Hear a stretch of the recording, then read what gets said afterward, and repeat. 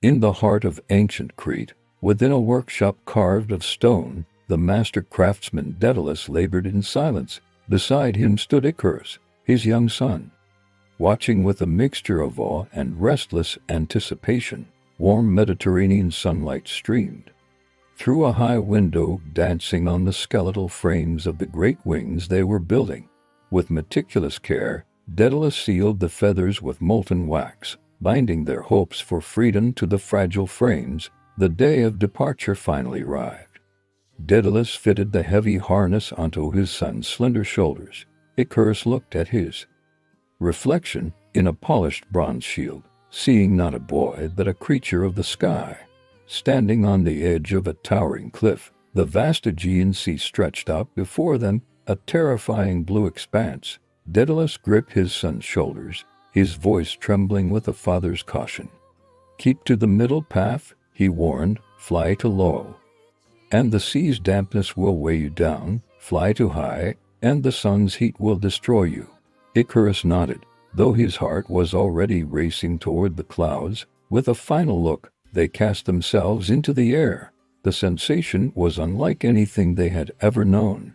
They were gliding, soaring, truly flying like the gods themselves. For a time, they followed the middle path, moving steadily away from their prison on Crete. But soon, the thrill of the wind and the majesty of the height began to take hold of young Icarus. He felt invincible. The world below seemed small, and the golden sun above called to his very soul. Ignoring his father's desperate shouts, Icarus climbed higher and higher, driven by the intoxicating power of flight. As he neared the scorching rays, the air grew hot. The scent of melting wax began to fill his senses. The wax that held his dreams together began to soften, dripping like golden tears from the white feathers. A single feather peeled away, then another. Icarus felt a sudden, terrifying loss of lift as the frame disintegrated. Ecstasy turned to horror. He reached out for his father, but the air offered no support for his bare arms. Daedalus watched in silent agony as his son fell like a shooting star, a streak of white against the blue. The boy who had touched the sun was now claimed by the sea. The water closed over him with a final, echoing splash. The sky was empty once more. Only a few white feathers remained, drifting lazily down toward the waves.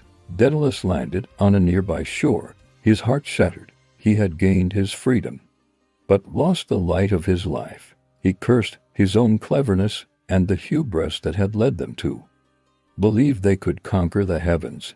The myth of Icarus remains a timeless whisper, reminder of the beauty of the dream and the tragedy of the fall.